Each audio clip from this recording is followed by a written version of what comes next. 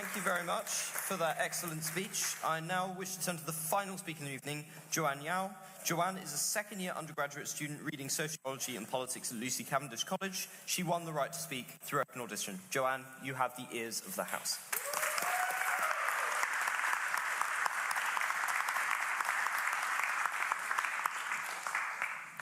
Okay, thank you.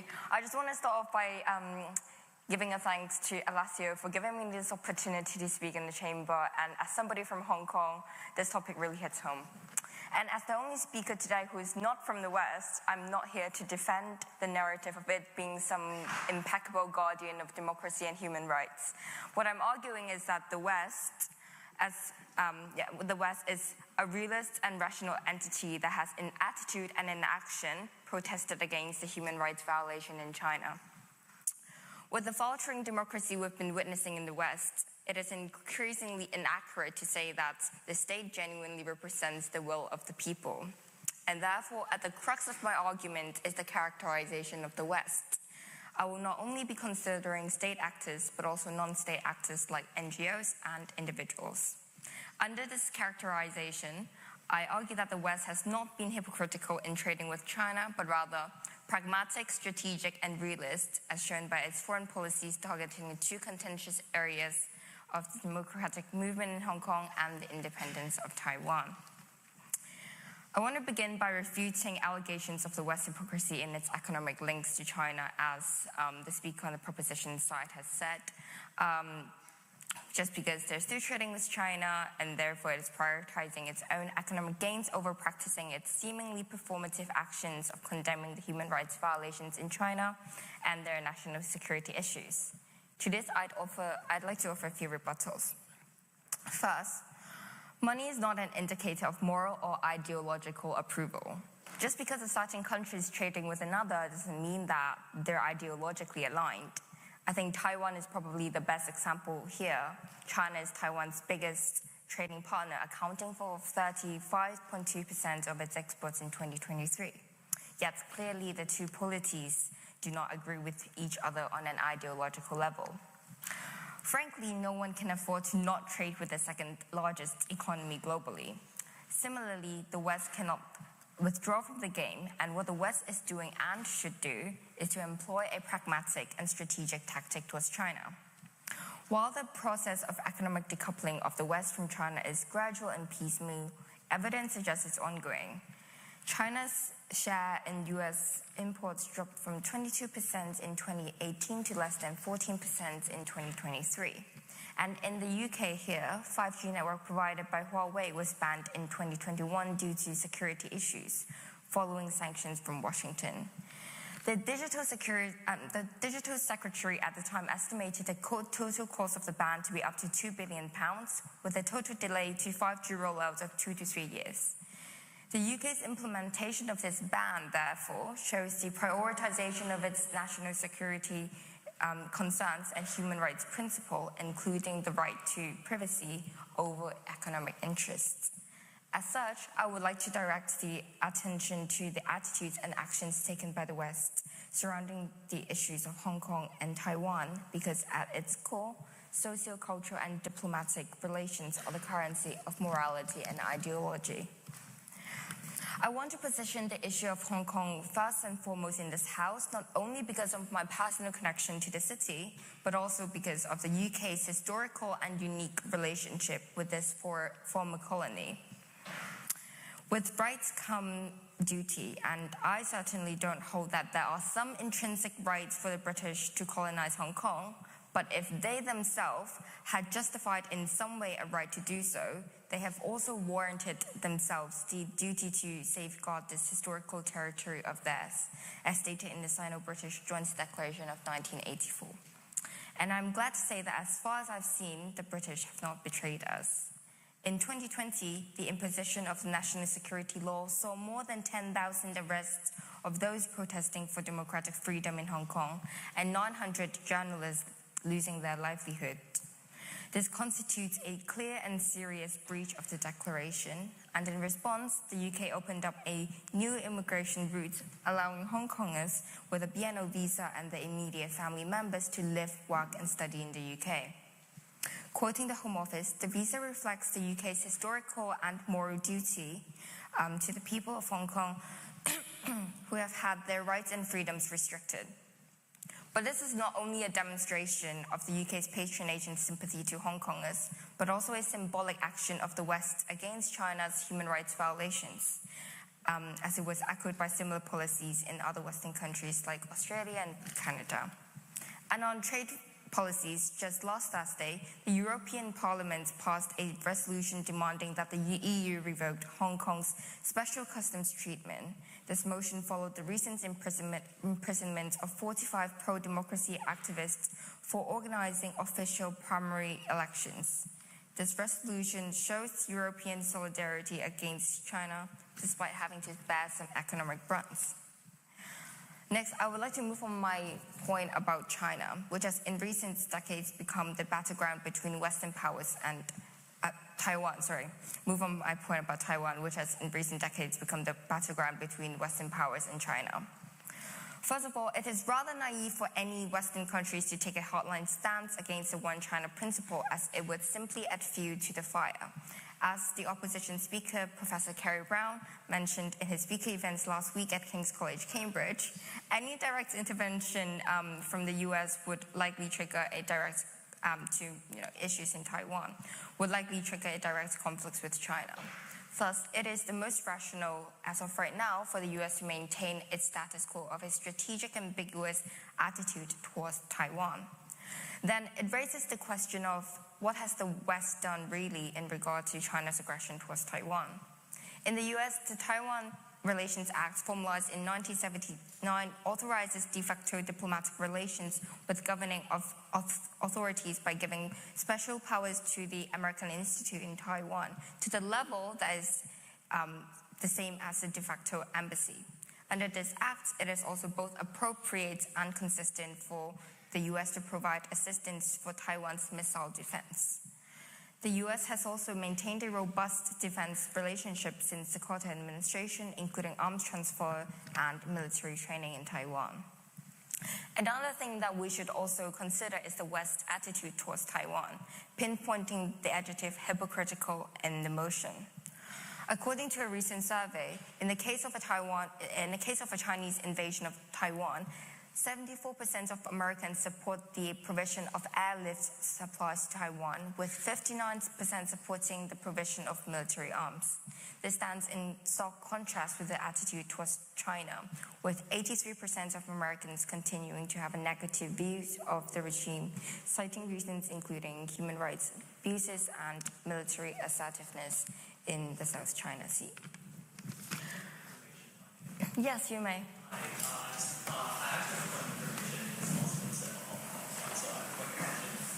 So as you know, demographic reports in Hong Kong were introduced very, very late shortly before Hong Kong was returned to China. And what is such strong control in Hong Kong's case was the inherited, the strong executive-led government legal framework that Britain left behind in order to govern Hong Kong's economy. So my question for you is, do you think that you're not considering the full picture when it comes to questioning democracy in Hong Kong? Thank you. So I first want to rebut the point that China sort of inherited the way that it's governing, Hong Kong since 1997 from British colonialism. I really doubt that. If anything, I think it's the contrary. It's the opposite case, because we've seen since 1997, and increasingly so throughout the 2010s, people in Hong Kong are trying to fight for the freedom of a genuine election based on voting, not like assignments from high up in China by the CCP. That has been ongoing for the past 2 decades and more. If anything, we want more of a democratic political system that is similar to the West than China, and with the assignments of the recent chief executive and basically the cabinet in Hong Kong, we can see how it's increasingly resembling the way of governing in China rather than in the West. And I simply don't think that China has learned from the West in the way that it has been governing Hong Kong in the past 2-3 decades. On to my... Sorry, it's my last minute. I can't take any other POIs. Onto my conclusion. So, with the stiffness of the West's relationship with China and the instability of global politics now, we have no other choice but to rely on non-state actors to continue with the diplomatic mission of the West. If anything, my speech highlights the importance of non-state actors in this entanglement between the West and China. I'll conclude by reinforcing one thing. The currency of moral or ideological commitment is not money, and we cannot use the number of trade agreements or the volume of net export to determine the attitude of the West. There are certainly barriers to the West's full support of the people in Hong Kong and Taiwan, from economic loss to the risk of a direct full-on conflict with China. But this doesn't put the West in the position of a hypocrite.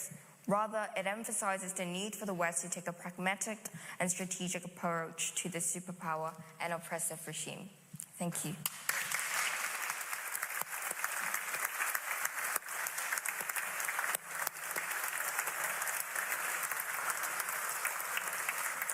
Thank you very much for that brilliant speech.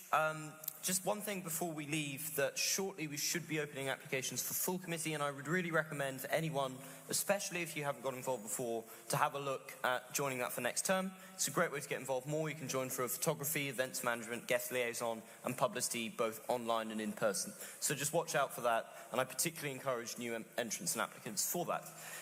In this house, we vote by feet, so for all of those who do not know, floor speech... do we have a floor speech prize this week? We do. Right. I did not actually know that. I think on the basis of floor, I think it has to go to Zihan. So, Zihan, there you go.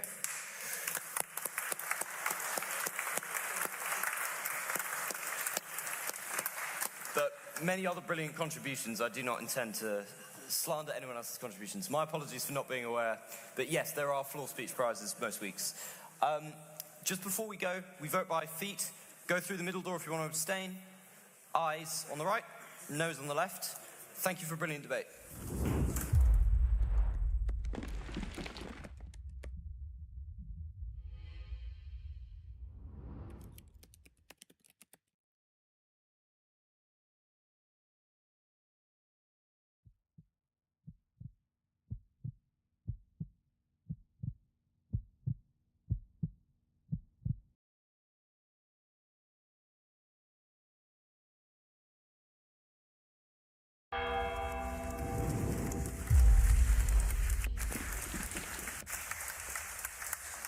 Thank you very much for that fine speech. We're now going to turn back to paper speakers for the last round of paper speeches.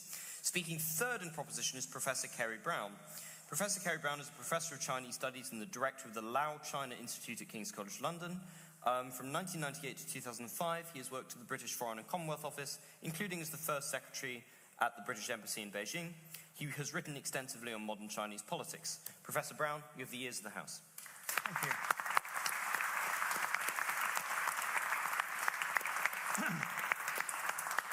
Great, thanks very much. Congratulations to the ex-president, and congratulations and good luck for your team. And this is the fourth time that I've spoken at the Union. It's been some time, so it's a great honour to be back. And I guess I'm going to say four things. First of all, I am a reformed hypocrite. I come here. I guess when I kind of was working and living in China in the 1990s and 2000s, I did passionately believe, I really did passionately believe, that the whole trajectory in China would have to embrace some kind of political participation in decision-making, and I did think that China would have to go through a political transition. I remember I lived in Inner Mongolia in the mid-1990s, and I remember having a massive argument on a train trip from Beijing to Guangzhou that year with a student from Beijing University about how, China, in taking back Hong Kong, had to observe all of the treaty obligations, and we kind of had this massive row, and she just said, let's just talk about something else. So I do remember, kind of those debates. I remember in the 2000s when China underwent one of the great kind of explosions of GDP growth of all time. It quadrupled its economy in a decade. I mean, incredible. And I remember doing a project for the World Movement for Democracy where I went around about the time of the Beijing Olympics and looked at different places in Xi'an household committees. I looked at democracy supporting projects the European Union was running, I think in Yunnan. I remember looking near Beijing at some of the projects there for village democracy. And 3 million officials had been appointed through these open elections. Only one party could stand, or non-party members. But I kind of thought, with a rising middle class, with per capita GDP rising, you would have to have reforms that would bring about systems like in the West. So I had that experience, and I remember dealing with democracy activists and seeing, as the person said earlier, how they suffered. I remember looking at some of the activists in Inner Mongolia who'd been banged up very badly. One of my friends, Hada, who ran a bookshop there, kind of promoting pluralism and openness, was put in jail for 15 years. I mean, I know how people have suffered, so I'm not at all denigrating and belittling their incredible courage. And the people that still struggle for this in China, I have nothing but admiration for them. However, this is not about that. It's about us, as the previous speakers have said. It's about how did we do? And actually, there are 4 things that I think would have made any Chinese, official or otherwise, really skeptical of anything Westerners said over the last 30 years. First is that they would have been really aware of the absolutely awful outcomes of what the West told Russia when the USSR collapsed in 1991. We went with bad faith.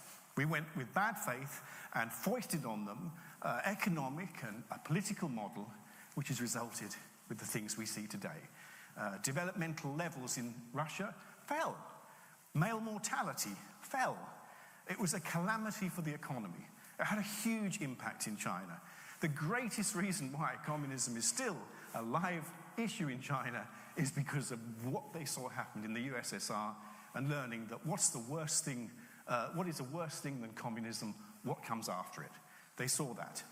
The second is the 2001 terrorist attacks. I was in Beijing serving at the embassy at the time. And I remember from 1 minute we went from telling China about how it had to observe the WTO obligations and it had to, kind of George Bush the Younger was going on all the time about how, China was a human rights. It was massive, massive issues of values. But the moment America was attacked, it suddenly became our ally. And we put, I think, a couple of Uyghur groups, Xinjiang groups, Etim and others, on the terrorist list. I mean, we changed almost overnight. The third was the great economic crisis in 2008, about the time that I was working for the World Movement Democracy in China, going around and looking at potential models. And I remember how the profound impact of not only were we purveyors in the West of really terrible political reform ideas, which would have been a catastrophe if China had listened to us, but we were also lousy capitalists. I mean, if China had adopted some of the capitalist measures that led to 2008 that America and others had, it would have probably fallen by the wayside. The actual result was that it became deeply skeptical. I don't think we would have Xi Jinping and his style of politics if we hadn't had the 2008 great economic crisis. But the final thing is the absolute cavalcade of kind of strange and weird events over the last 10 years in America and Europe and elsewhere that have shown that our political systems do not have things that China can really learn from and know would be functional. I don't think it is that China doesn't want to reform. I'm sure it does want to reform, but we don't have particularly good models. I don't believe that we have any good models anymore. That's why I'm a reformed hypocrite. So I think that there are 2 things that I want to say really relevant to the deeper reason why we're in this situation. The first is, and someone alluded to it earlier, particularly about Britain, what do we want? I've just written a history of Britain's relations with China since 1600 to the present day. Great reversal, out in all good bookshops, Yale University Press, advert over. That has, kind of a section on when Britain was most powerful. When was Britain most powerful in China? It was in the late 19th century when the Imperial Maritime Custom ran under Robert Hart, a Ulsterman. a third of the Chinese fiscal system under the Qing government. At that time, Britain had absolute supremacy. We had the world's largest consular system in China. We were building railways, we were building mines. We had something like 70% of all foreign investment in China. We had literally saved the Qing in the Taiping Rebellion by fighting on the side of the imperial troops. We had absolute primacy. We did not, however, ever talk about values. We did not, at the peak of our power, want China to be a power like us. What we wanted, our policy was very, very simple. We wanted China not to be so strong that it would be a threat to us, and we didn't want it to be so weak that it would fall apart. We were driven by self-interest. That has been the historic basis of our relationship. What we don't, what we want, our policy towards China is often what we don't want China to be. It's not what we do want China to be. When we come to the 21st century, we have a kind of really, really obvious strategic choice. And the reason why I think that we are hypocrites is because we need to be very honest about why we have an issue with China being the way it is and functioning the way it is. We acted in bad faith because we engaged from the 1990s onwards and through the World Trade Organization entry and all those things, hedging on a bet that we would end up with a China that looked a bit like us, but was not a problem by being too strong and wouldn't, Lord forbid, fall apart. But the problem is, what we didn't ever expect is a China that would succeed under a very different model. And that's what's happened. We have today this incredible anomaly of a China which is a problem to us, not because it isn't a capitalist. The problem is that it is a capitalist that's better than us. It's a capitalist that practices what Darren Byler, a very good scholar in America on Xinjiang, calls terror capitalism. A capitalism without any labor rights, a capitalism without any restraints. It is a better capitalist than us. Our problem with China is that it is doing the things that we thought we were good at better than us. That is why I think that we are hypocrites.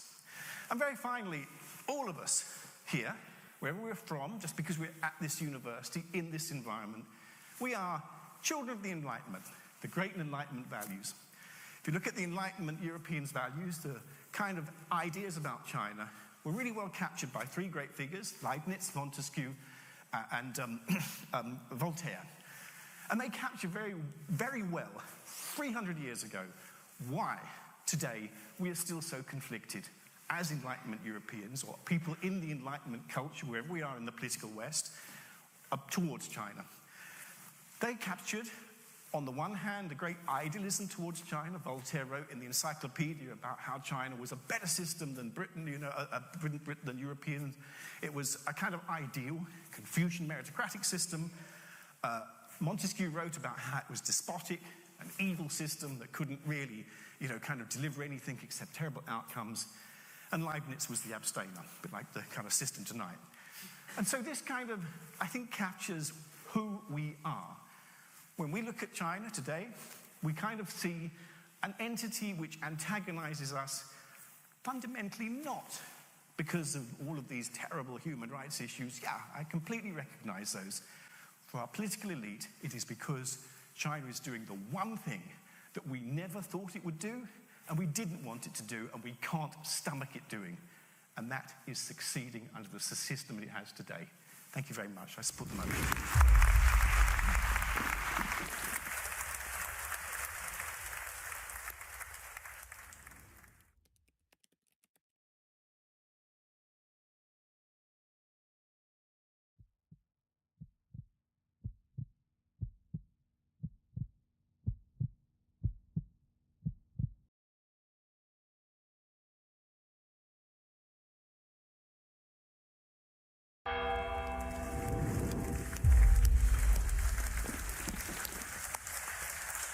Thank you very much. Thank you very much for that fine speech. Brilliant to hear from a patron of our local pubs. I now wish to invite the second speaker for the opposition, Benedict Rogers. Benedict Rogers is the co-founder and trustee of Hong Kong Watch and served as its chief executive until recently. He is also advisor to the Inter-Parliamentary Alliance on China and Stop Uyghur Genocide campaign and the author of 7 books. He's the recipient of the International Religious Freedom Summit Award for Champion of Effective Advocacy, and he has previously lived in Hong Kong, China, East Timor, and Washington. Mr. Rogers, you have the ear of the House. Thank you. Can I begin by congratulating the outgoing president both on his term and on securing this motion. And like him, I also had the experience of teaching English in China, so we have that in common, even though we're divided by the motion. But it's a privilege tonight to be here and to oppose this motion, and I do so with two particular perspectives, our values and our security. But let me add an important caveat. Charles Parton made this, I want to reiterate it. When we talk about China in this context, that is shorthand for the Chinese Communist Party, the CCP regime, which rules China, not the country, the culture, or the people of China. I first went to China, as I just said, when I was 18 to teach English in Qingdao, famous for the best beer in China. Not the reason I went, but a nice discovery while I was there. I fell in love with China and I made many friends. I visited China more than 50 times and lived in Hong Kong for 5 years. But then in 2017, I was denied entry to Hong Kong on the orders of Beijing, becoming one of the first foreigners to be barred from what had been one of Asia's most open and freest cities. All that I say just to underline the point that I am not anti-China. On the contrary, I love China. It's the CCP that I oppose. And indeed, it is because I love China that I want its people to enjoy the freedoms and the human rights that we enjoy, that we're expressing and exercising here tonight, but that too often we take for granted. Is that hypocrisy? No. It is because I love China that I call out the genocide of the Uyghurs, the atrocities in Tibet, the persecution of Christians in Falun Gong, forced organ harvesting, the repression of dissidents, bloggers, journalists, lawyers, human rights defenders and whistleblowers under Xi Jinping's regime. Is that hypocrisy? No. It is because I love Hong Kong that I have spoken out against the dismantling of freedoms and the rule of law and the imprisonment of political activists, including just 2 weeks ago, 45 former democratically elected legislators and campaigners sentenced to long prison terms. And my friend Jimmy Lai, who turned 77 on Sunday and has been in jail for the last 4 years and may very well die in jail. Is it hypocrisy to speak out for them? No. And it is because I love Chinese and Taiwanese people that I believe we should do everything possible to deter a war in the Taiwan Strait that would be catastrophic for both and for the world. Is that hypocritical? No. I believe, as I'm sure we all do tonight, in freedom of expression, of conscience, assembly, and association. Those are the values that we as a country believe in. They are the bedrock of our democracy alongside the rule of law. It is not hypocritical to speak out for these values. And promises should be kept. That is why Beijing's total violation of the Sino-British Joint Declaration over Hong Kong is completely outrageous. The Joint Declaration is an international treaty registered at the United Nations in which China promised to uphold Hong Kong's high degree of autonomy, basic freedoms and way of life, at least until 2047. Less than halfway through the lifespan of that agreement, China has torn it up. It is in fact China that is hypocritical for breaking its own promises. In contrast, we stuck to our obligation, heartbreaking though it may have been, to hand Hong Kong over to China in 1997. We obey international treaty obligations. Promises made by the regime in Beijing, in contrast, cannot be trusted. And we stand for the international rules-based order. Point of information. Yes. I'm going to say about your example of Hong Kong, Britain had no choice but to give it up. It wasn't at this point sort of like, Britain's gone against many, many treaties it signed. Look at all across the 20th century and see that Britain went against the Balfour Treaty and it also went against the similar agreements it made with the Arabs. The reason why Britain had to hand over Hong Kong is because China was put as a massive military power and Britain was on the decline. Margaret Thatcher herself said that she would have held on to it or tried to hold on to it if she could. I don't think that's not true. I think it is true that we held to our word in the lease over Hong Kong, the 99-year lease. Theoretically, we could have actually held on to Hong Kong Island and handed over the new territories and Kowloon that we were obligated to hand over, but we actually went further than our treaty obligations. Now, maybe it was because we knew that the PLA could just walk in, but nevertheless, we kept our word. And of course, I acknowledge that we can improve our consistency in upholding the international rules-based order. But is it hypocritical to defend the international rules-based order in principle? No. For me and for this country and the free world as a whole, it would in fact be hypocritical to stay silent in the face of Xi Jinping's repression, for silence is complicity. So if we believe in the values that I've just outlined, how can we stay silent when those values are trampled on or threatened? Yes, I will take a... Was there a... Yes? I was going to say, it's not so much the silence, but also the lack of action. I think the gentleman over there quite passionately spoke about how in America it doesn't take much to launch a military action against Latin America. But at the same time, the West would never launch the same action, or even an economic sanction against China in the same way that we would do to a lesser party. So we talk the talk, but when it comes down to the real powerful countries, we don't uphold our belief system in the same way. Is that not hypocritical? I don't think it's hypocritical. There are a range of tools available to us, and we have to be practical about when we can use certain tools and when we can't. I don't think that's hypocritical. I think that's just practical, although I would certainly agree that there is more we could do to match our words. No, I think I ought to make progress with time. Now, I want to come to the points made, quite rightly, about our mixed and often bad history. Of course, there are things that our ancestors did in the past that none of us would be proud, and in particular the Opium Wars and the slave trade. But the difference between our system and China's is that we learn from our mistakes. Not perfectly, but no, we do. We rebuke our own injustices, as we've done here tonight, and I think both sides are in agreement on that. And we have the ability to course correct. When wrongs are committed, even today, again, our systems of accountability may not be perfect, but nevertheless, we have the ability to expose and hold those responsible to account.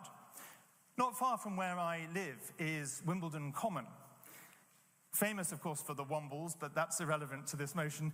Tucked away along Wimbledon Common is a house with a plaque on it, and it reads, "Statesman and Emancipator." It was the house where William Wilberforce lived, graduate of St. John's College in this great university, and the parliamentarian who campaigned persistently for 20 years to abolish the slave trade and more than 40 years to abolish slavery itself in the British Empire. So yes, our history includes actions such as the slave trade, of which we should be ashamed, but it also tells the story of people who recognize such appalling wrongs and through determined campaigning put them right. I ask you tonight, does anyone seriously think that anyone in the leadership of the CCP will one day merit a plaque with the words "statesman" and "emancipator" on it? I would love to see that day come. Let me turn finally to our security. Every country has a right and a responsibility to defend their security, and it is increasingly clear that Xi Jinping and the CCP have become one of the single biggest threats to our own security and freedom. You only have to read the chief of the defense staff in the newspapers today to see that. The heads of our intelligence agencies have said so many times. The head of MI5 has warned of the, quote, epic scale of CCP espionage.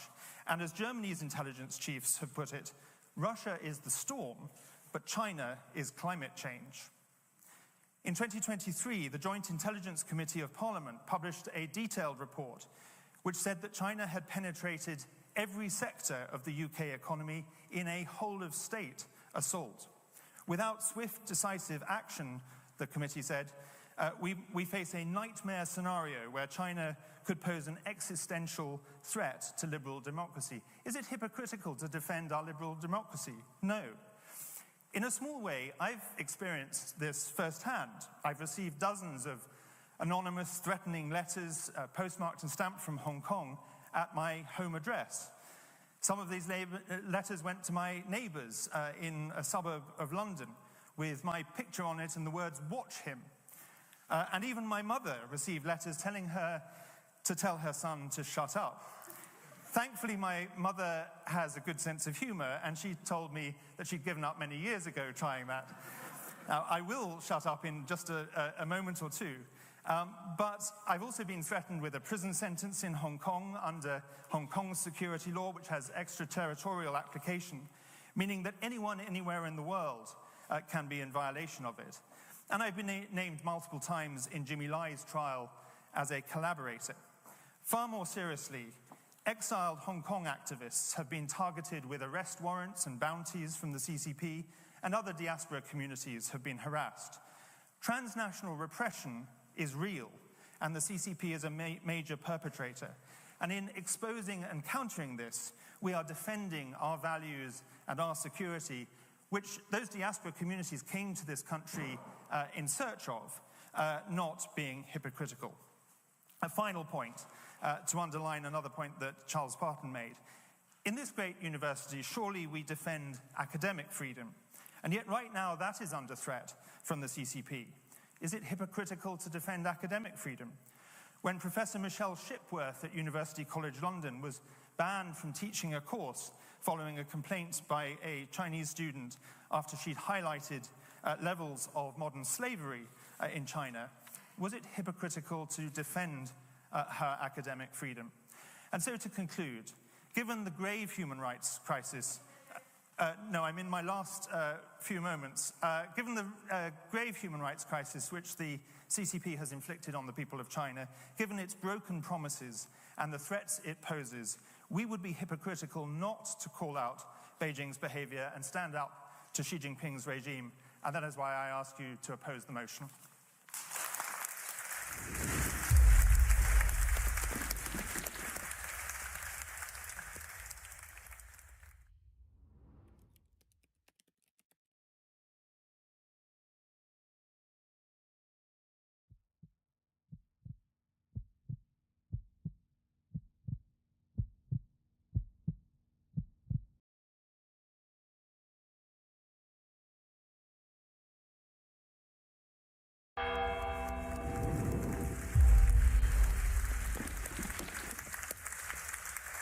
Thank you very much for that fine speech. We're now going to be turning back to paper speakers. Speaking next in proposition is Stephen Lynch. Stephen Lynch is the Executive Director of the Eastern Powerhouse, Director at Beijing to Britain, and Chairman of the IOD China Group. He is also the former Managing Director of the British Chamber of Commerce in China. He has previously lived for 12 years in China. Mr. Lynch, you have the ears of the House.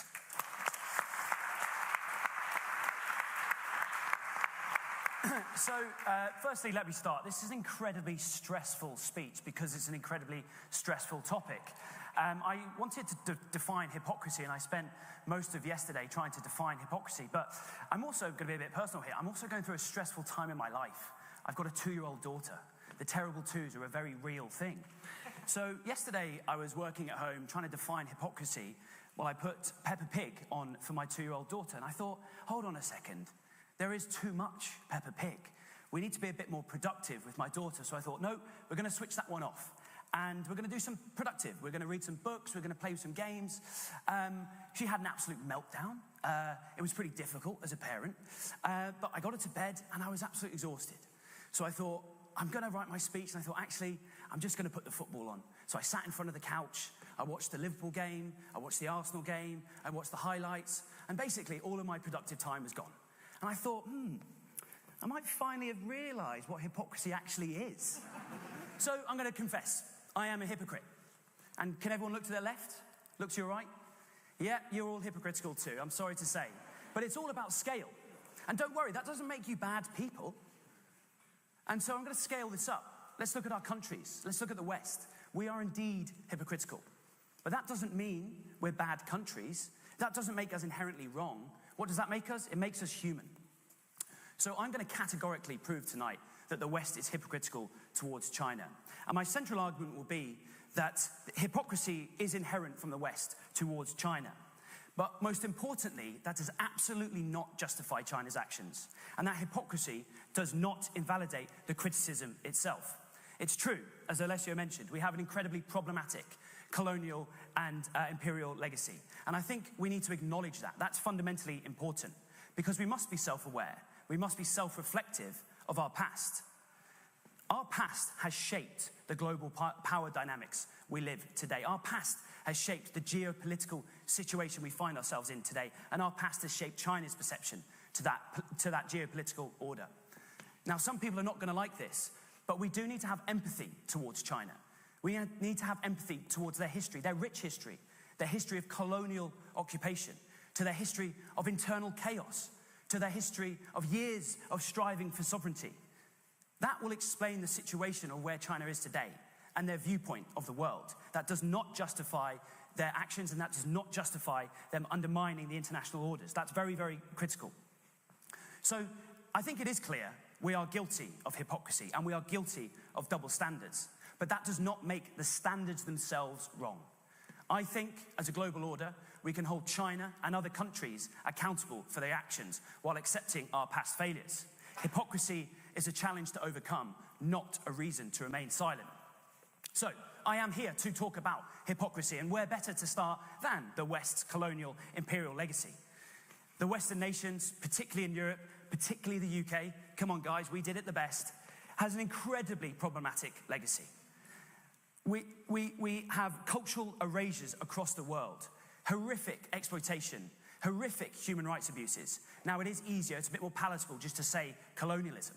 But the truth of the matter is, all the countries criticizing China committed far larger atrocities on a far wider scale during our colonial periods. Now, I can see the opposition scribbling notes. I'm just parroting back Chinese propaganda. Well, let me reframe that. What do we actually want from the PRC? What does the West actually want from China? What are the goalposts? Because we continuously keep moving them. In many ways, the West will not be happy with China until China stops being China. The West's expectation of China lacks complete clarity. For instance, on one hand, we say we need to follow all the World Trade Organization orders, principles. Yet, on the other, we have an incumbent president in the US whose favorite word is tariffs. Love tariffs, better than love. Tariffs on the Chinese. I'm doing Donald Trump, that wasn't clear. So, countries are continuously being asked to reduce their oversupply in China, while we continuously buy their cheap goods. We say we need to go green. Morally, as a planet, we need to push towards net zero, but not with China at the center of that. We need to work together on global healthcare. Well, we just had a global pandemic and we didn't work with China. Fundamentally, the West is fragmented. Fundamentally, we don't have a coherent strategy because we have different interests. And the only thing that unites us is not our policies, it's our professed values. And it's these values that we use to scrutinize China. So I don't think it's productive to use my time to just talk about the colonial atrocities. There are many. But all of these directly undermine the moral authority that we have to criticize China. And it rings very hollow. It rings very hollow in countries that we previously colonially occupied, especially those in the global south, where see China as more of an equitable partner. A bit of audience participation here, so help me out. Has anyone heard of FOCAC? One. Okay, so FOCAC, that's pretty interesting. FOCAC is the China-Africa Summit. I was in Beijing about 3 or 4 months ago when this took place. There was 51 heads of state in China having bilateral and multilateral meetings with Xi Jinping. In what other country could that be convened? In what other country would want to convene? In China, we just accept no. What I'm trying to say is, 1 in 8 people live in the global West. 7 in 8 don't. 7 billion people on this planet have a very different perspective of China as to how we think they should have an opinion of China. China's not a dirty word in many parts of this planet. In fact, it's seen as a partner. So we're not living in colonial era. We're living in a time where China is redefining the global order. My second argument is around institutions. The rules-based institutions that were created are completely flawed. The Bretton Woods institutions were created after World War II. They were created in the West for the right reasons, to make a more stable and peaceful world. If you asked anyone in the United Nations, the World Economic Forum, IMF, WTO, would you reform them or keep them the same? They would rip them up and they would start again for a new world order, because we are living in a very different world to where we were 80 to 90 years ago. But we're not going to do this. It's not in our interest. We created the rule-based order. We now use it and weaponize it in many ways to maintain dominance. So China has had some very sharp elbows pushing their way to the table. And instead of criticizing China for their non-compliance, we could actually look to reform it, but we will not do that. And this brings me to my final point for this evening. And I think this is probably the question that we all need to take away. A very serious question. Do we only want to engage and work with our geopolitical allies? And if so, who are they? Does the UK need to choose between the US and China? Does the UK need to choose between the US and the European Union?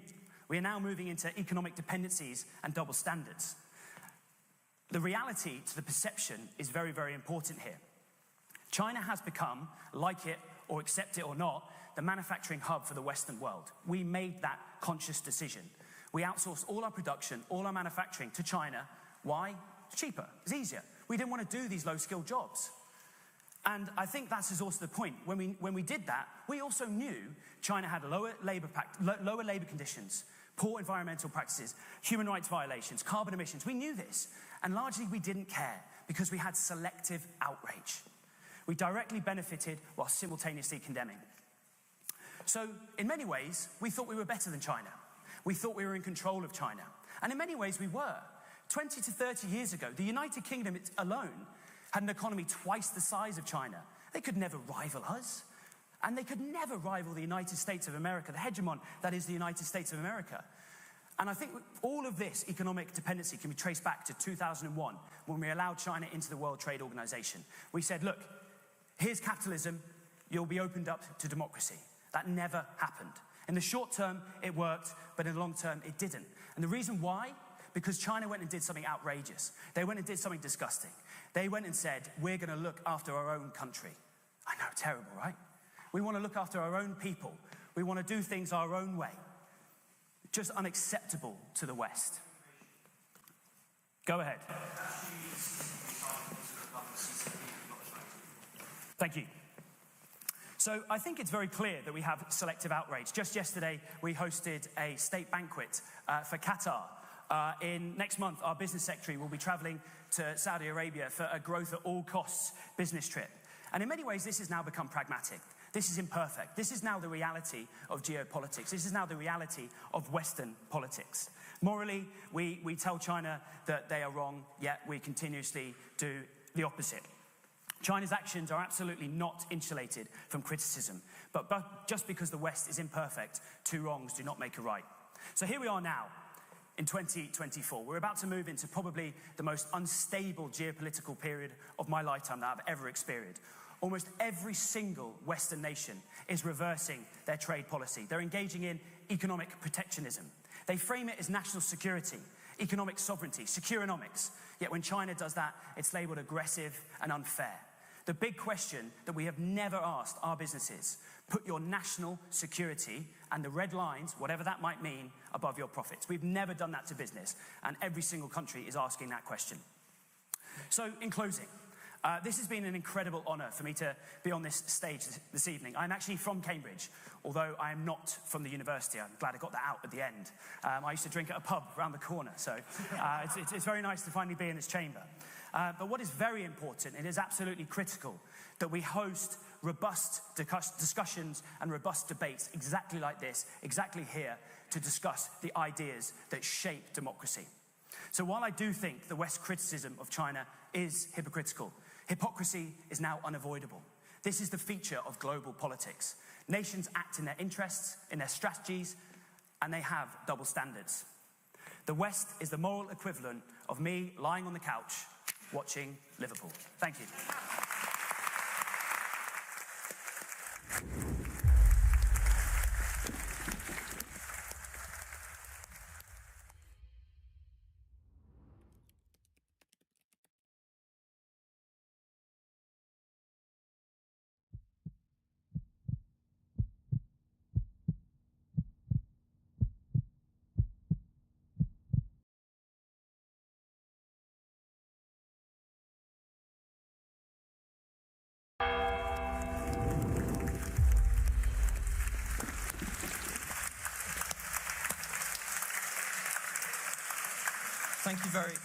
Thank you very much for that fine speech and for all of your terms of service to the union. We all deeply appreciate it. I wish to go to the first speaker of the opposition now, Charles Parton.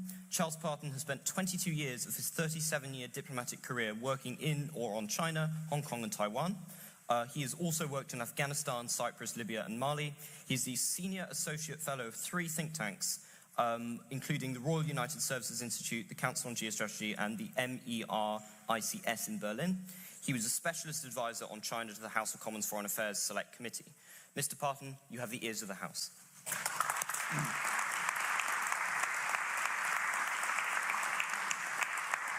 I can't tell you how nervous I am, and Alessio made it even worse. Before I was a sinologist, I was a classicist, so it's in my nature to parse sentences and deconstruct them. So if I look at that motion, the first thing I look at is the West. What are we talking about when we talk about the West? Are we talking about America and all its allies? Are we talking about the EU? Are we talking about Japan, Korea, and others? I think we need to actually refine that because particularly today, we don't know where America stands. We see Germany, as someone who works in the EU, we sometimes, apart from the Commission, we see 27 different views on China. I think it's much more sensible that we actually concentrate, as indeed to a large extent you did, on the UK and whether it's the British that are hypocritical towards China. That, I think, we are British, and that makes a lot more sense. Secondly, hypocritical. What exactly do we mean by that? How do we judge hypocrisy? What's the unit of measurement? I mean, 10 hips equal 1 crit, and 10 crits equal 1 full hypocritical. I think we've got to be, and also we have to, although it sounds a strange concept, accept that there is, in fact, an acceptable level of hypocrisy and a necessary one, because you can sit in your ivory tower or white plastic tower, whatever's appropriate these days, and have your principles and your policies and your interests and your values, just as the other countries will too. But if you don't ever come off that seat, you will just be irrelevant. You will be standing there saying things, but you actually have to compromise. And the moment you compromise, then I'm afraid hypocrisy comes in. So it's about what is actually acceptable in terms of hypocrisy. And if I could give you an example of that, which, you know, in voting for this debate, you need a feel rather than an exact measurement. And here's an example of it, and quite a good one. 2013, Xi Jinping signed a treaty of friendship and cooperation between China and Ukraine. Read clauses 5, 6, and 7. But basically it says, neither country will allow a third country to use sovereign territory to damage the sovereignty, security, or internal integrity of the other party. And Article 7, once complicated situations emerge internationally or regionally which threaten the peace, sovereignty, unity, or territorial integrity of either contracting party, the contracting parties shall immediately begin decisions to develop countermeasures. 14 months later, Xi Jinping eventually had an anodyne phone call with Zelensky. What sort of countermeasures was that? Now, that is hypocrisy. That is, and so when we're measuring it or thinking about it, I think we go with that definition of pornography from Justice, what was he called? Sutter, who said that I may not be able to define pornography, but I realize when I see it, I know it when I see it. And that, I think, is the way we should be looking at hypocrisy. So, and then further on in this motion towards China, let's be very clear that when we talk about the word China, we are talking about the Chinese Communist Party. Xi Jinping says endlessly, south, north, east, west, the Communist Party controls everything. And who am I to quarrel with Xi Jinping? It is a Leninist model, and Xi Jinping has taken that to an extreme. There is now no meaningful distinction between party and government, and increasingly it's a techno-totalitarianism, which is making it very difficult also for ordinary Chinese people to have people-to-people relations with us. So that is the context of our relationship, where you have to judge whether we're being hypocritical or not. And again, look at the Chinese Communist Party's aims. Second centennial goal, to be a strong, civilized, harmonious, strong, modern country. Put that into English from party speak, it means, and they say this quite openly to themselves, not in the propaganda, it means to be the dominant #1 superpower, change the world's governance and values better to suit the Communist Party. we are in a new Cold War, a different type of Cold War. We need to recognize that. And that is the basis upon which we are cooperating with China. We must maximize that cooperation, trade, investment, global health, whatever it is, governance of AI. But at the same time, that is going to push us into awkward situations. Now, of course, I could just win this debate hands down by saying that in order to be hypocritical, you actually have to have a strategy, a set of policies, some principles that you stand by. And the British government, after the Osborne golden era, and I spell that with 3 R's rather than an A, which I think we can basically translate as lie back and think of the Bank of England. Since that date, the UK has not had a China strategy. It's not had any principles or policy. And the Conservatives, 2 Conservative ministers admitted that to me. And if you look at what the Labour strategy is, there isn't one. Sir Keir Starmer gave a foreign affairs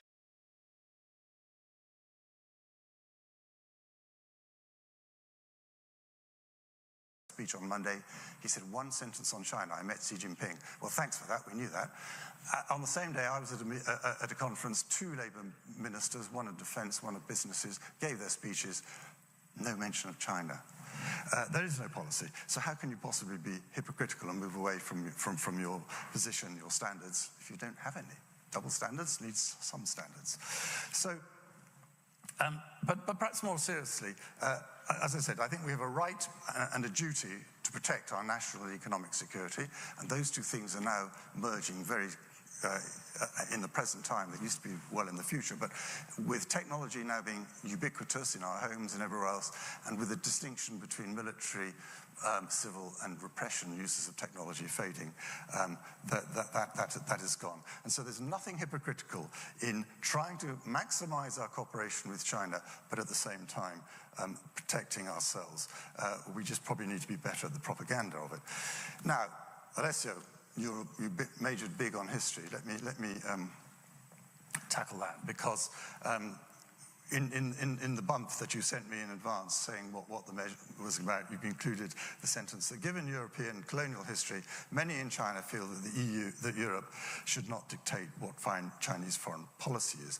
Well, number one, we don't dictate, if only we could. But that aside, just consider the matter of colonies, if you will. The UK has been disposing of its colonies, granting independence since the 60s. China has been taking its colonies, Tibet, Xinjiang. I mean, if they only did irony, they would see the irony in the word Xinjiang, new frontier, new border. It's not part of traditional Chinese territory. And they are looking seriously at increasing their colonial reach through Taiwan and Arunachal Pradesh in India.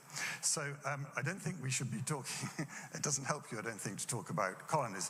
But more to the point, yes, of course we admit our poor behavior prior to the Second World War. But at what stage, frankly, does blame still occur when we accrue to us, when we've been working hard, actually, over the last 50, 60 years to do well in China, to do well by China, to do, in a sense, well for China. The sins of my grandfather or great-grandfather, great-grandfather, should they be visited on me? I think we should be looking ahead. I think if we dwell in the past, we're playing a Chinese and a very pessimistic and not very helpful game. So I think the century of humiliation and various other things, opium, don't forget the Chinese Communist Party grew and sold opium in China itself during the Yan'an years to earn money. I think we've got to move away from that. The next part you talked about, or the brief talked about, many in the West feel a duty to criticize China about human rights, territorial integrity, territorial disputes and trade practices. The implication being that somehow that's wrong and hypocritical. Well, actually, the basis of our world is rule of law. If there's no rule of law, then we're into the Thucydides Melian dialogue. The strong do as they will, the weak suffer. That is not a world in which we should be in, and I don't think it's a world that actually would benefit China. It's a world of chaos. So, again, Chinese Communist Party record, not very good, actually. Hong Kong, international agreement at the UN, joint declaration, nixed. South China Sea, UNCLOS, the law of the sea, and the arbitration ruling in 2016, they don't even recognize it. It's I think, And not just that, but they're, of course, also imposing their values and interfering in our own country, not least in academic freedoms. Not particularly serious, not especially serious at the moment, but if you don't believe me, take the Dalai Lama test, Mr. President, and your next term, invite the Dalai Lama to come and speak here and see what happens. I think that it's not hypocritical for us to be looking at the basis of international law and insisting with China that while and criticizing them for that. Which brings me to the subject of human rights and universal values, because that was also something that you mentioned. And the Chinese Communist Party goes on and on about how universal rights and values are Western values. This is just not the case. Universal rights, universal values are based on the 1948 United Nations Declaration on Declaration on Human Rights. The commission that set those parameters down included two Chinese people, and Zhang Pengchun was very, very influential in that. Not only that, but actually there was a Chinese academic, Luo Zhongshu, who was one of the people that UNESCO invited to be, quotes, one of the philosophers aimed at reconciling cultural differences. Sorry? I think it's quite convenient how you sort of negated the main thrust behind Leslie's main point about policy, which is, it seems like you mentioned, okay, the whole point of the West is a war, but it seems like you're equally as willing to dismiss it when it's inconvenient. Look at Israel-Gaza, look at what you did with the international sort of ruling recently, kind of just the West, not so much Britain, but definitely the US dismissed it like it was nothing. Afghanistan, Iraq. How do you address those concerns about policy specifically? I mean, for start, that's sort of whataboutism. I'm talking about the Britain's view to and dealings with China. And again, there are differences. I'm not defending that all our behavior. I'm saying that indeed, where we should call it out, where it should be called out. But I think in our relations with China, per se, we are not being hypocritical beyond to an unacceptable degree. So let me just say on the question then of human rights and universal values, these are set by Chinese. They're not our Western ones, in insisting on them and making a noise about them, we are in fact in line with the Chinese people.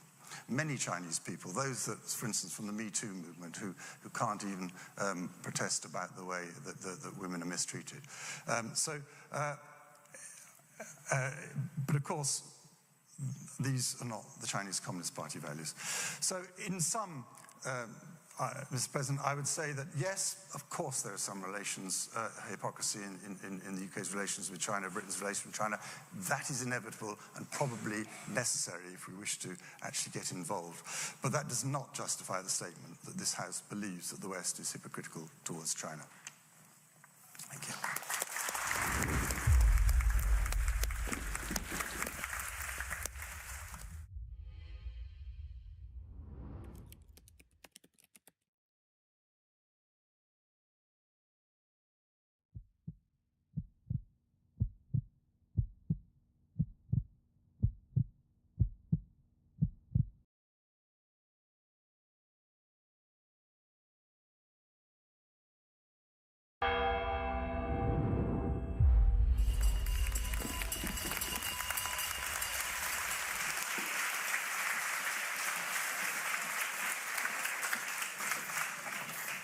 Good evening, everybody, and welcome to the final debate of term, which, although I'm a little bit biased, I think hopes to be the best.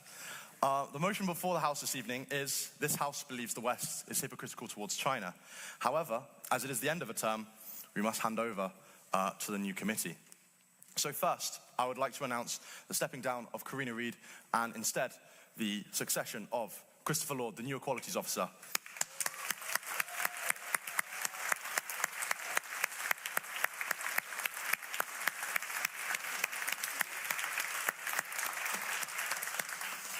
Next, I would like to announce the stepping down of Penelope Slater and the succession of the new Social Events Officer, Ben Davison.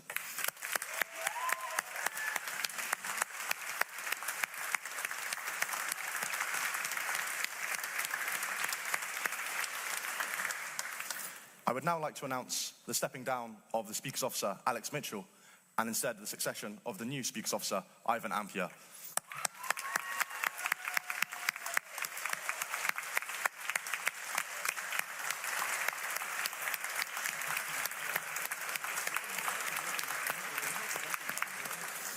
I would like to announce the stepping down of the current Debates Officer, but also President-elect, Anushka Kale, and instead the succession of the new Debates Officer, Jessica Spearman.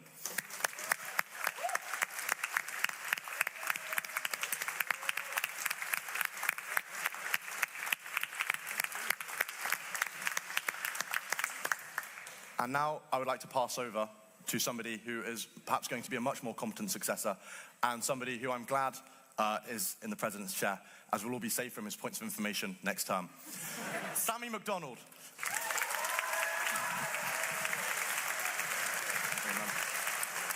Good job.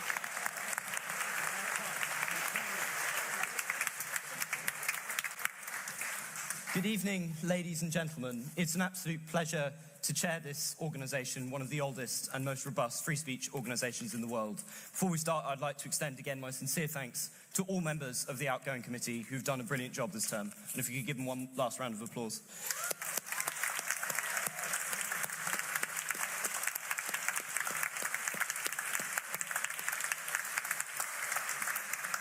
The motion before the House tonight is this House believes the West is hypocritical towards China. Just as a short procedural note before we enter the debate, points of information can be asked to the speakers, but please do not ask them in the first minute and last minute of their speeches, and please ensure that if you've asked a point of information, that you leave a suitable amount of time before asking or requesting again.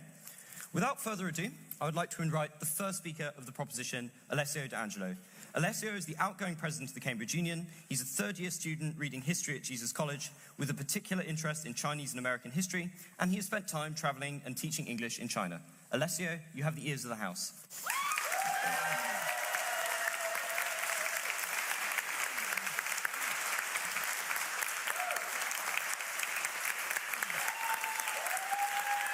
Wow.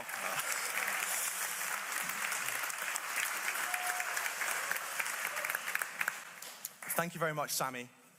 It was a great handover, and I'm certain that you will be a much more competent successor. Before I begin the main content of my speech, I'd like to take a moment to express a few thank yous, and I do promise to keep this brief, not too emotional, and definitely not too soppy. Everybody on the dinner had to deal with that earlier. First of all, I'd like to thank all of my friends here this evening. Your support, whether through attending events or simply being there for me, has meant a great deal, so thank you very much for that. I'd also like to thank my parents who are here in the audience tonight. Mum, Dad, if it weren't for your continued encouragement over the years, your insistence that I study hard, I wouldn't even be in Cambridge, let alone standing here as president, or ex-president, I suppose. So thank you very much for everything.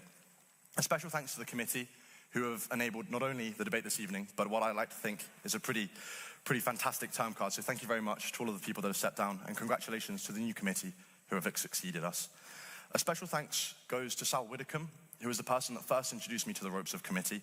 I remember sitting around in the orator after the first debate I attended, funnily enough discussing Chinese history, a moment that makes this particular evening feel all the more fitting. And finally, a real heartfelt thank you to Mr. Han. He was my teacher for GCSE English and head of the debate club. He brought me to the Union for my first ever debate competition, which was followed by a speech by Michelle Bachelet, the first female president of Chile. That event inspired me greatly, and it set me on the journey that has brought me here tonight.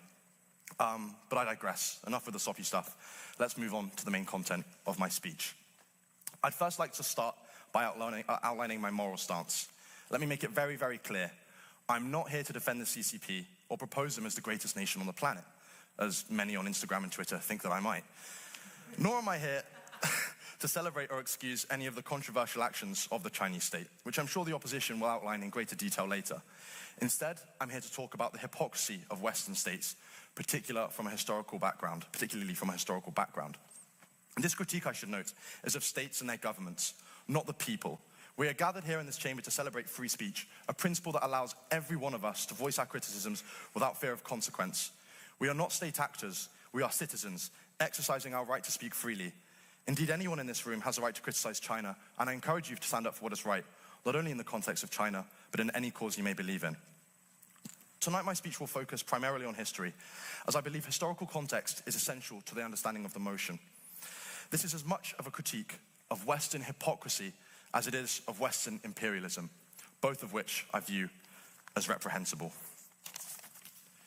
I'm going to begin the main body of my speech with a quote from a politician I'm sure all of you in this chamber hold in very high esteem, Nigel Farage. The Chinese Communist Party has been doing their very best to chip away at the Commonwealth. China is behind it. This is what Nigel Farage had to say about the potential for nations in the Caribbean to ask the United Kingdom for reparations. It is this fear of protecting the United Kingdom, and by extension the West, from these imagined threats from China that drive this ultimately xenophobic rhetoric. But let's imagine that Xi Jinping was on a beach in Jamaica, sipping pina coladas and convincing the Prime Minister to ask for reparations. Why are the Chinese even in a position where they have any influence on the Caribbean in the first place? Let me take you back to the colonial era, a period defined by exploitation and extraction. The Caribbean, for instance, was an epicenter of enslaved labor. Its wealth funneled into the coffers of Britain, France, and Spain. The history of neglect and exploitation explains why China's presence in these regions has been welcomed. When these nations finally gained independence, the West offered little support. Instead, they were left to rely on unstable industries like tourism, with no meaningful investment in long-term development. When China offers to build infrastructure or provide financial support, these nations, weak and underdeveloped as a result of European colonialism, are naturally inclined to accept. To criticize them for doing so without acknowledging this context is the height of historical hypocrisy. Consider Latin America. In the 20th century, the US supported coups against democratically elected leaders like Jacobo Arbenz in Guatemala and Salvador Allende in Chile. The US-backed authoritarian regimes, such as Pinochet's government in Chile, which tortured and killed thousands, including Michelle Bachelet, who I mentioned earlier. Corporations like the United Fruit Company dominated Central America, perpetuating cycles of poverty and inequality. These interventions were justified under the guise of protecting democracy, yet they left only devastation in their wake. Now let us turn to China and the legacy of colonialism there. Alongside European exploits, and American elsewhere on this planet, China's own history of being exploited by the West means it's hard for the nation to ever take criticism of things like the Belt and Road Initiative seriously.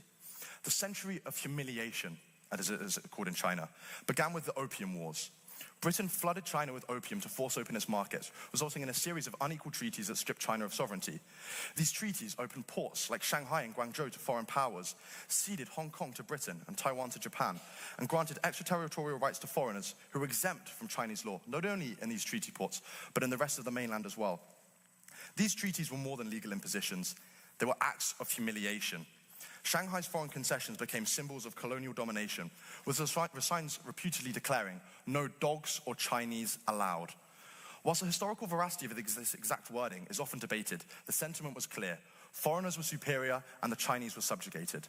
What I implore the Chamber to consider this evening is this very Chinese perspective of history. If we seriously want to ever make some progress on the waning relations with China, one must understand that this is how 1.4 billion people on this planet view history. This legacy of exploitation, deeply embedded in the Chinese memory, is ever central to the debate this evening. It shapes the country's modern approach to sovereignty and its resistance to Western criticism. When Western nations accuse China's Belt and Road Initiative of being a debt trap, they ignore their own histories of plunder. How can China, or the rest of the global South for that matter, take such criticisms seriously? This hypocrisy is not only confined to the past, however, which is what the majority of my speech has been focusing on. Let me give you a very solemn recent example. On the 18th of November, over 50 Palestinians were killed in Gaza, including multiple women and children. Over 50% of the reconnaissance operations were supplied by the US and the UK. Yet on the same day, at the G20 summit, Sir Keir Starmer confronted Xi Jinping about the treatment of Jimmy Lai in prison. Whilst I understand why he did so, I agree with the statement and share his exact concerns. If we don't hold ourselves to the same standards and uphold what is morally right, how can we expect China to take us seriously? The Iraq War is another glaring example, which we debated the other week. Western nations invaded under the banner of democracy and human rights, yet their actions resulted in civilian casualties, destabilization of the region, and abuses like those at Abu Ghraib. The architects of that war, Tony Blair and George Bush, have faced no accountability. This selective application of moral outrage undermines the West's credibility, and if we want China to stand trial for their offenses, then the West must stand trial for its own first. This motion is not just a critique of China, it is a critique of us. If the West wishes to lead on democracy, human rights, and freedom, it must first uphold these principles universally. It must reconcile with its past and treat all nations with respect, rather than as tools for extraction and exploitation. And until it does so, its criticisms of China will always ring hollow. At the same time, this is not a simplistic defense of China. Critiquing Western hypocrisy does not absolve China of its own actions, but we must acknowledge that international relations are shaped by histories that we cannot ignore. If we truly wish to build a fairer world, we must hold ourselves to the same standards we demand of others. As I deliver my final speech as President of this Union, I reflect on what this space represents. A forum for robust, challenging discussions. This motion asks us to confront uncomfortable truths about power, history, and morality. I hope we leave tonight not just with stronger opinions, but with a deeper understanding of our shared responsibilities. I argue that if we are to be the vanguards of what is right, it is us that must do what is right first. Recognize the West's historical hypocrisy and vote in favor of the motion tonight. Thank you.